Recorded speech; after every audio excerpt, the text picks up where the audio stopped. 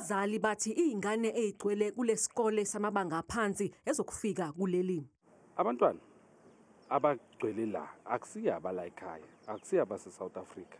Abantwana abangaphandle. Kubo bonke labantwana abangaphandle. Masiqala sithi siyakhuluma kuthiwa sithule singakhulumi, singayenzi anything. Labo bantwana abangaphandle bakhishwelela ama-bribery abo 4.5, 3.5. Isigungu sesikole sithi uhulumeni uyawabonelela lesikole ngoxhaso lokwakha kanye nokuthenga amagumbi okufundela angomahamba nendlwane, kodwa lokhu kubanjezelwe inkinga ababhekene nazo ngokuqokwa kukathishanhloko.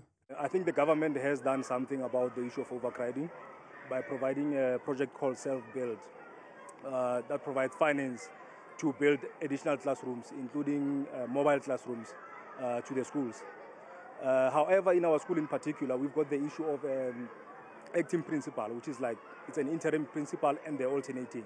Umnyango wezemfundo uthi useyinhlelweni zokwakha isikole esisha samabanga aphansi kanti sizonikelwa emphakathini ngoNhlangulana. We are facilitating the process of finishing the building of a primary school. There's a new primary school that we are finalizing probably by June. It should be handed over.